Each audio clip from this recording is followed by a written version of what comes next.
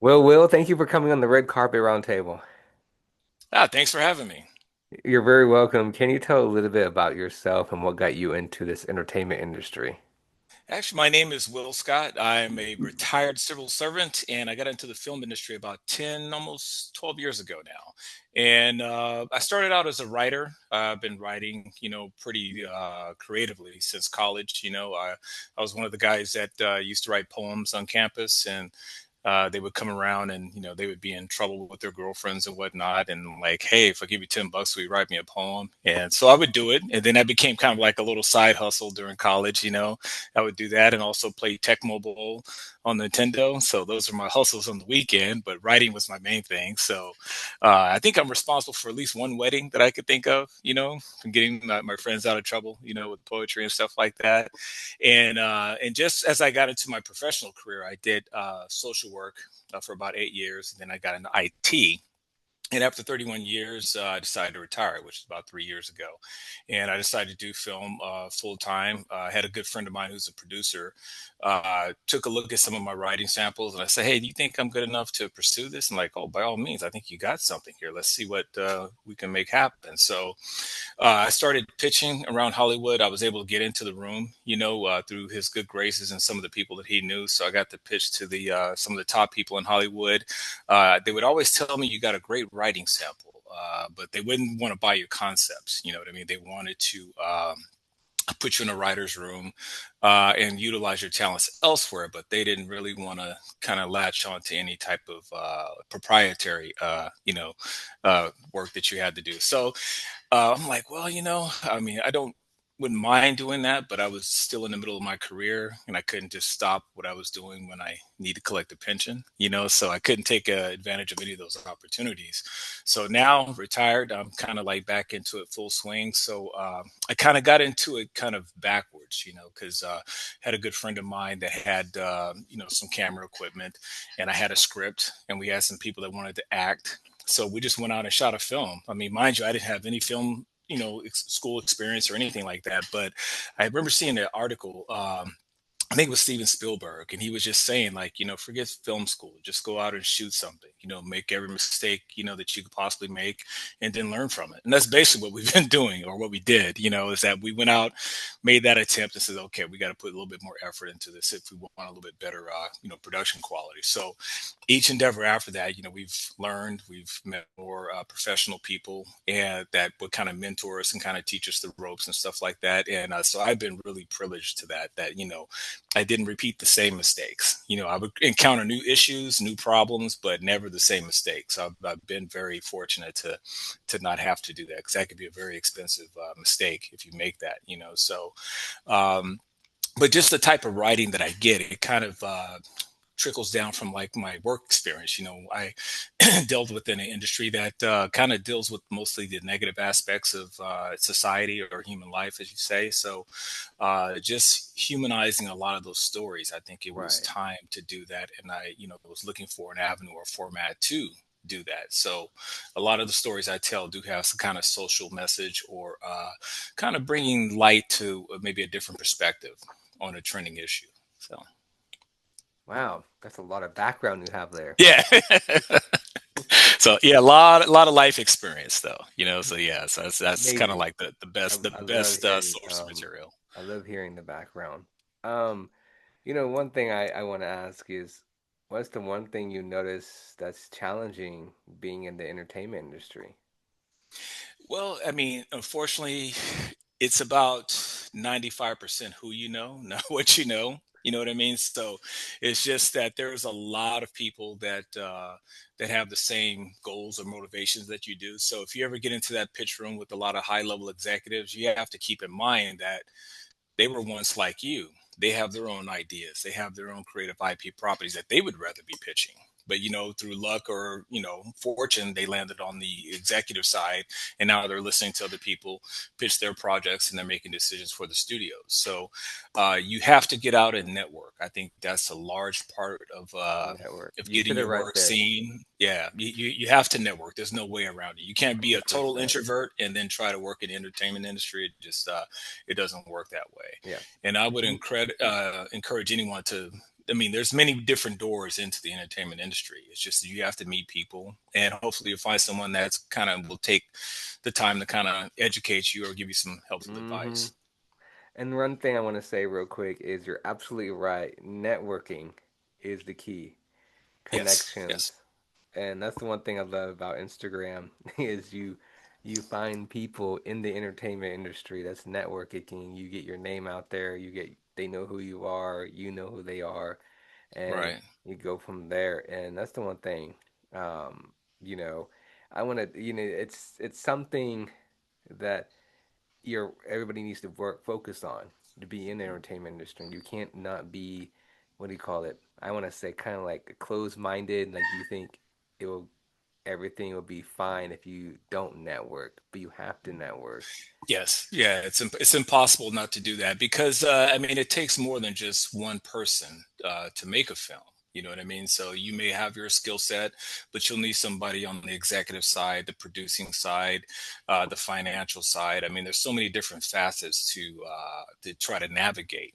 And if you want to be on the creative side, it's probably not conducive to your creativity to wear all those hats. You know, something's going to suffer. You know, you spread yourself too Hmm. thin, and then you're stretched or you burn out. You know, so you have to develop trust relationships. You know, people that you can rely upon. You know what I mean? So if you're not a good cinematographer, you find a cinematographer that has a skill set. Unparalleled to anyone, and you kind of let them do their thing, and that's kind of where you have to just kind of the symbiotic relationship comes in. You know, you have to say, okay, I have a script, and I'm directing it too, but you let the cinematographer or the DP do their job. You know what I mean? That's their Hmm. profession, so you can't micromanage or look over their shoulder. You know, Right. you have to acknowledge that it's a The collaborative one, process. the one thing about I want to say being in the entertainment industry, sometimes you have to be able to do multiple things. You have to wear multiple hats. Yes. Yeah. Yes. Yeah, you do have to wear those hats, but not all the time. You should be Right. aware of what those hats do, but sometimes it may not be in your best interest to wear those hats. You know what I mean? You have to play your strengths, So that's the hard part. I mean, you learn about every facet of the industry so you can ask intelligent questions Hmm. and your production doesn't suffer, but focus on what you do best and collaborate with those who do it better is what I would Yes. say.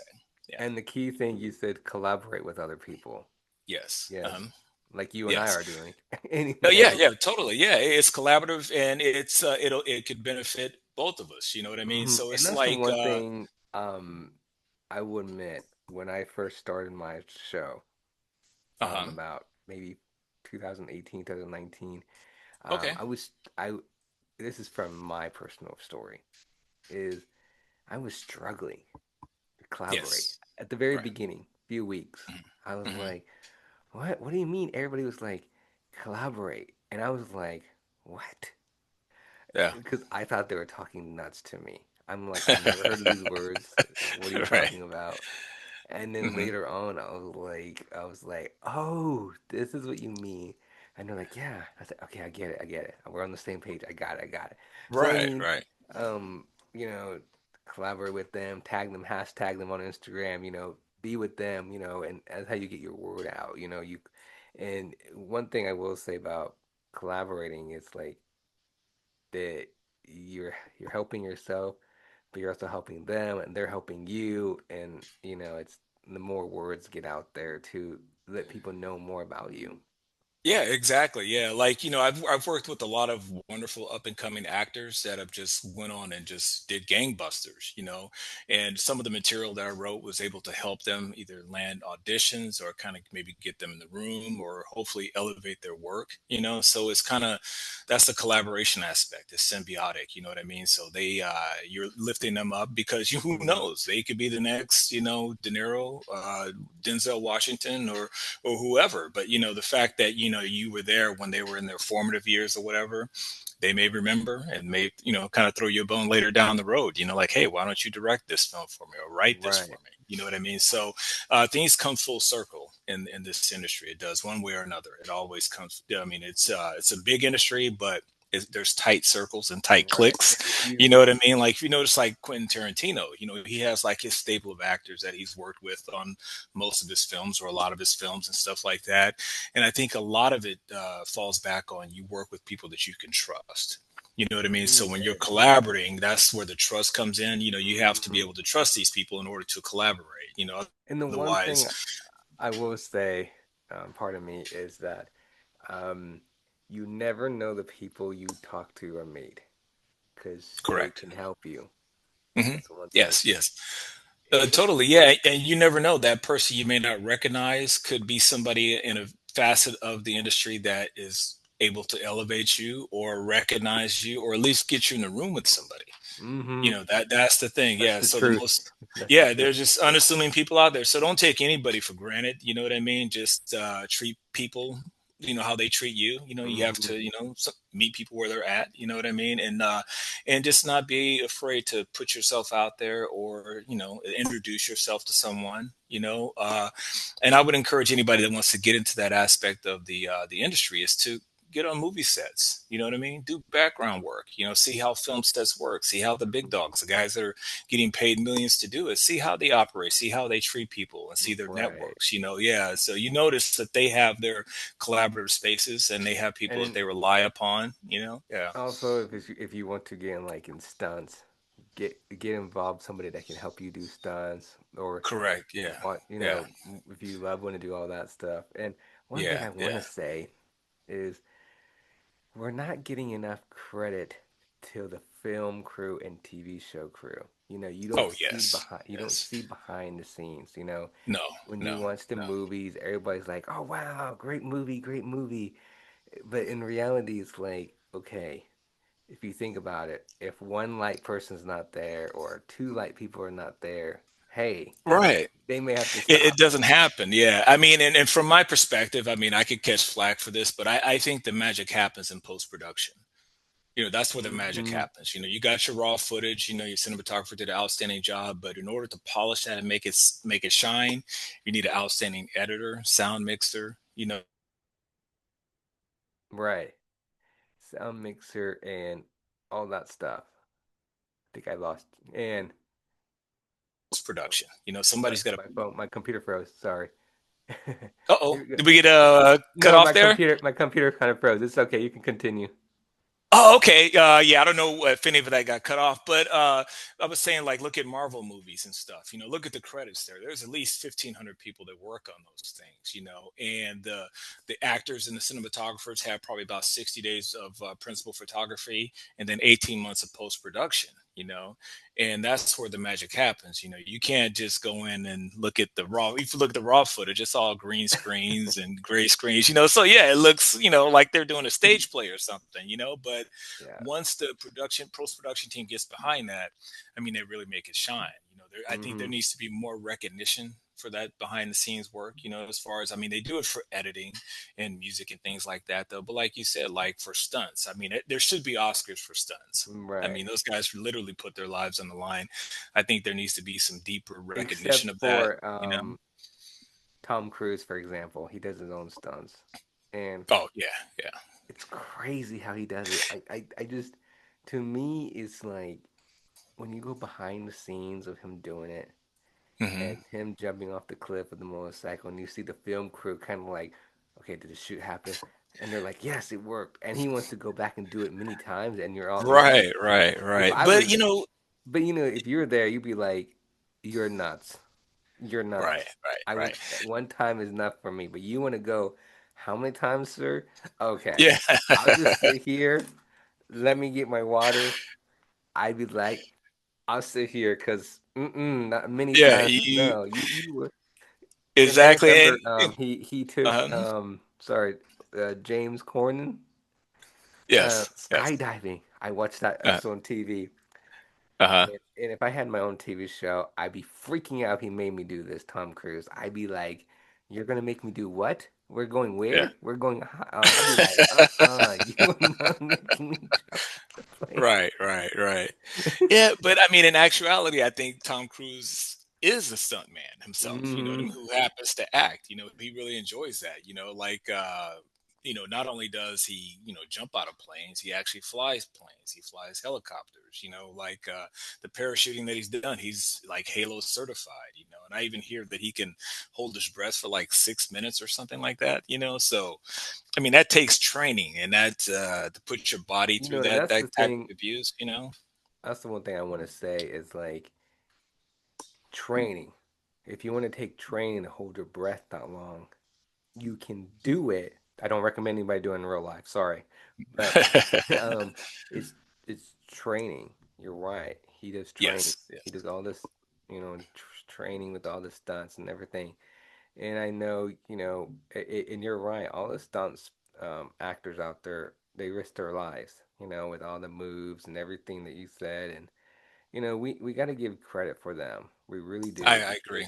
I agree. Totally. they're, Yeah. we don't hear much about them, you know, Right, right, and we need right. to And the give whole credit. premise of acknowledging or having awards is to you're acknowledging people that have done something that nobody else can do or has done. You know what I mean? So not everybody can jump from a building and and live to tell about it, safely. So yeah, to kind of give credit where credit's due. Yeah. So yeah, that's kind of an anomaly.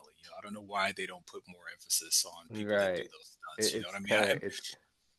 I mean, do they feel that it kind of diminishes some of the movie magic? You know what I mean? Do Mm-hmm. they not want to give the impression that these actors Right, don't do their own right. stunts? I think Tom Cruise is the exception. He does his own stunts, and I feel sorry for whoever insures his films because that can't be cheap. Like with Jackie Chan, there was a lot of insurance companies that wouldn't touch his films just because of the level of stunts and activity that he had. Yeah, I It's like remember okay, Jackie Chan came on TV and he's like, "How many drugs?" He's like, "Well, here, here, here, here, here, here, here," and I'm like, "What? How yeah, many?" yeah. And Oh, everybody's like, "Yeah," and then he was like, film crew be like, "You okay?" And Jackie Chan would stand up and he's like, "I'm good," but in the back he's like, ooh, out," yeah. like, Yeah, I mean, this whole like outtake montages of him like not nailing the stunt on the first try and getting hurt and then going back out and do it again. I mean, that yeah, guy is just he's intense, man. Yeah, yeah. I admire him for I that. mean, I don't mind doing it one time. If I fall on the ground and then the camera goes to somebody else and they're not coming back to me, then I can just lay there and be like, "Ooh, that hurt," and Yeah, slowly yeah. get up. But the So camera's you on get me. further than The you get camera's farther on than me I the do. right. But if the camera's on us the whole entire time, I'd be like, "Ooh, I'm good. I'm Yeah, good. Okay, yeah. I'm good." Oh, totally. Yeah. Like for me, you can't even get me to jump off a flatbed truck. Yeah, that wouldn't happen, man. Yeah, that's No, just. But a lot of that's just getting older. You kind of get in touch with your mortality a little bit yeah, more, and jumping off even off a chair. Yeah, I'm not jumping off a chair or yeah. anything like They're like, they're like, "Oh, it's not that high." I'm like, "Yeah, I know, but my legs might not be that. ready." Right. Exactly. Now, if something's chasing me, okay, I understand. I gotta go. I'm gonna Yeah, go, yeah. right? Well, that's where the fight or flight, instinct kicks in. Yeah, Yeah, either you're gonna fly or flee or fight. So. yeah. If we're, and for example, dark forest. If it's you and some couple people and you hear, I'm like, I don't care Yeah, what my body says. I'm gone. exactly. I'm jumping off things. Right, right. That's when it's flight time. Yeah. By the time you get to safety, your body be like, okay, you're done. Rest. Right, right. Exactly. But that's the one thing, I will agree with you, because we're not getting enough credit for the stunt crew, the film crew, the TV show crew, behind the scenes, and it's something I wanted to talk about. That's I'm glad we talked about it because when you and I know you have myself or anybody goes see a movie in a movie theater, everybody's like, "Oh wow, that was a great movie," but in reality, it's like, yeah, we gotta talk about the film crew, and Right, I right, just I right. just feel like we're not talking about the film crew at all. I mean, in we should. No, don't get me Yeah, wrong. yeah, The actors yeah. are great. The actors are great and Mhm. everything, but it's the film crew. If there's no lights, if they're missing an extra cameraman that needed to get this other angle, or if they needed to do that, then the Right, movie's right. not perfect. The TV show's not perfect. Right, right, And exactly. that's the Yeah. thing. I've seen behind the scenes of The actors are walking up the stairs and they have this long camera. I forgot what it was, and the camera goes up and there's somebody standing there getting ready to grab the camera. Somebody behind them holding them and then helping them Right. walk backwards while the camera is on the actor. That's my point. Right. If you're Right. Right. missing somebody there, you can't. They can't do that. You can't do that. Yeah. Yeah. Right? And Exactly. Yeah. that's one thing a lot of people need to realize. It's like that is the key. We don't Yeah. see it. Yeah. And to be And honest, I wish um you know that a lot of TV shows and movie productions will kind of show clips so the mhm. fans can say we give a little more, we give appreciation behind the Right. scene. Right. That's just Right. me. Right. Right. Uh-huh. And I personally believe it's the same thing for TV shows, talk shows, The View, Jimmy Kimmel, Drew Barrymore, all that stuff. We should show behind the scenes just a little bit. What's it like to set up a TV show, a film crew? Right. Right. Then Right. the fans can be like, okay, we see it. We see the hard work. We give appreciation. Because in hmm reality, you know, actors may be able to sit down on a TV show and, for example, Grey's Anatomy, Chicago PD. They're sitting down, they can stand up and sit and walk around, do their stuff. But these film crews, they're standing on their feet, Yeah. maybe Yeah. 8 hours, eight Yeah. hours, Yeah. Yeah. 6 hours. Well, and and for a lot of the actors, I mean, they're the face in the front of that, but a lot of them, they're standing on their feet too. You know what I mean? And they're, sometimes pulling double duty. You got people Mm-hmm. that will act and direct, and some or even jump behind the camera, depending on the production. Like on some of the ones I've had actors that want to help with setting up lights or establishing stuff. You know what I mean? They're just involved into their craft. You know what I mean? They Right. know that what goes on behind the scenes is also a reflection of them. So Mm-hmm. as much as they put into it is how much they'll get out of it and stuff like that. So I think the actors are very well aware of like the production side of it. Though it's just that they're the face of the production. You know what I Right. mean? They're the end product. They're what the audience sees and stuff. Yeah. And the people, yeah. Mhm. I'm sorry, don't get me wrong. I'm not, it's not the Mhm. actors, it's the Mhm. fans. That's why, Yeah, yeah, yeah, I, yeah. I just want, Well, yeah, and just the fans, they just want to be entertained. You know what I mean? I think that's just our kind of fast food yeah, culture. it We is, don't it we is. don't care how it got there. And I We have just want it. nothing, Yeah. right, but I have nothing wrong. I mean, I have nothing wrong with Uh-huh. that. I just feel like the fans don't appreciate. That's That's true. That's in true. my view, That's true. again, this Yeah. is my Yeah. view.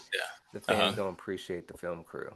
That's my point. And Yeah, I it's so could easy to be, overlook it. I could be wrong, but hmm again, you, how often do you see in real life, people are like, oh yeah, we appreciate, for example, I'm gonna see Tom Cruise Top Gun, for example, or, you know, hmm or or Superman, all this stuff. People don't realize, people are like, oh yeah, Superman was an amazing movie, which I've seen it, it's amazing. But, hmm in reality, people are really like, what's the behind the scenes? What's, the film crew holding him up, all this stuff, the stunt work. That's the thing, I wish people kind of be like, I wish we could see behind the scenes just a very little bit. So people would be hmm like, okay, Yeah. we Yeah. appreciate them. And I'm a pretty voracious consumer of of cinema, and I in the DVD like featurettes or the making of documentaries, you do see a lot of that. They do take the time to show you the behind the scenes stuff, but you really have to really look for it. You know what I mean? It's not something out there for like mass consumption or whatever though. But it's just like audiences are very particular. They want to be entertained. They want to focus on Hmm. the narrative. You know what I mean? The how, the why. That's for the people that made it to labor over. You know what I mean? They're Right. there like, hey, I paid my subscription. I'm streaming this movie, but they happen to select yours, so you have to put your best foot forward and let them be entertained, and hopefully they'll come back and watch something of yours in the Right. future and stuff like 100%. that. But yeah, but I think a lot of that's just our culture of consumption. You know what Right. I mean? We Right. we I just want totally, fast click. We binge stuff and we move on. Yeah. So yeah, they don't linger on stuff very much. So right. yeah, Yeah, 100%. 100%. yeah. hmm Um, I gotta ask why you're doing this. Why? I mean, it's my need to create. Like as I mentioned, I worked as a civil servant for 31 years, and a lot of what I saw was just kind of like the downside of not only society but humanity and stuff. So I seen like multitudes of things get destroyed, families, people. You know what I mean? The system. You know what I mean? So anything that allowed me to be creative or actually generate something positive, I've always kind of gravitated towards, which, for me, it just kind of developed through writing and stuff like Mm-hmm. that. Mm-hmm. So when I got a chance to take the writing to from a written form to something visual, then I connected even more. Something just kind of resonated for me. I was just really drawn to it. You know what I mean? So maybe I could tell a story. Maybe something I could say is relevant, might mean something to somebody, might change somebody's point of view, or maybe broaden somebody's point of view. You know what I mean? Yeah, Yeah, I'm not. Yeah, so that's kind of like why I got into it, because it's just my need to create. Like that's a one. yeah, my past. As a kid, I grew up on a farm out in San Okay. Joaquin Valley, in Fresno area. Yeah, I was born and raised in Fresno, and my dad's still a farmer down there. So we got to literally work with the land. Like for me, I didn't buy meat from a grocery store until I went to college. We had our own livestock. You know what I mean? We grew our own crops, and what was interesting, something that I kind of got away from, is we never ate food that was out of season. So if it wasn't Mm, tomato season, you didn't eat tomatoes. You know what I mean? Or if corn wasn't a season, you didn't eat it. So like a lot of the food that we consume is stuff that was kind of picked green and mm-hmm. allowed to basically rot on the way to market and stuff. So and when that happens, you don't really get the full nutrients from a vegetable. Like you can't beat a vine ripened tomato. Like I go into a supermarket, I get a tomato, it's so bland, it doesn't taste like anything. So I usually look for like a farmer's market or something to get a vine ripened tomato. You know what I mean? And that's just but getting back to what we were saying, that need to create. I've planted things. I can tell you how to farm. I can tell you, you know, a grow schedule to when you need to plant certain crops and stuff like that. That's what I grew up doing. So Mm-hmm. that need to create it kind of stems from working on a farm and stuff like that, because you're creating, you're nurturing things, and Right. things only grow based on what you put into them and stuff. You know what I mean? So that just kind of still resonates, even though I haven't Mm-hmm. worked on a farm in a while, but that kind of spills out into, writing and generating, video content, you know what I mean? Movies, films, and it's just, that's something that I just have to kind of Wow. Amazing. satiate, yeah. So for me, I'm one of those people that writes literally every day. I have dozens of scripts in various stages of forms, a lot of them completed. You know what I mean? Sometimes things will start just with it could be a sentence, or I could have an ending of a film, or even a beginning. You know what I mean? So I'll flesh those out, and it kind of just comes into place. Or sometimes it's something I watch on the news. I did a film called The Volition of Thalmus DoQui. So it was a tale about fate, free will, and determinism. Do we really have free will, Mm-hmm. or is it fate? You know what I mean? And a lot of people that take the determinism type of aspect, they're the ones that believe that, okay, we don't have free will, so therefore we can't be held responsible for our actions. It's just circumstances happen. So I did a short film that kind of explores that through the lens of a widowed husband. His wife was a school teacher. She died in a mass school shooting, and so the story picks up like a year after her, on the anniversary of her death. And so this a husband, he's had this void in his life for a whole year, waking up and her side of the bed is empty, so forth. And so he decides on the anniversary of her death, he's going to kill himself and join his wife. He's got into alcohol, and that's kind of consumed his life. But this is where the fate, free will, and determinism kind of converge. Is that just as he's about to pull the trigger, he gets a knock at the door, and it's so jarring to him that he stops what he's doing. So he goes and he answers the door, and it's the postman. He says, "Hey, I got a package for you." And he wanted him to sign for it, but he doesn't have a pen. So the postman goes back to his truck, but as he leaves, a solar salesman steps in the frame, and he's like kind of giving him his solar salesman spiel. And then through the convergence of those two characters, they come inside of his home, and then they end up having a discussion about fate, free will, and determinism. Now, the mailman, he's kind of, since he's the messenger, think of him as the angel. The solar salesman, he's kind of the devil. I don't know, not a dig at solar salesman, but in my neighborhood, they pound on our door all day. I mean, it's at least 2 or 3 times a week. So, and they're really trying to sell me something I really don't need. You know what I mean? It's not like, what do I need solar for? I'm not saving that much money. You know what I mean? They benefit from solar, not me. So that was kind of like the pairing of the characters. I had the solar salesman, that was kind of the devil character. He's literally the devil, and then you had an angel character. And like through their course of their conversation, Hmm. they hash out his issue about where his mental state is.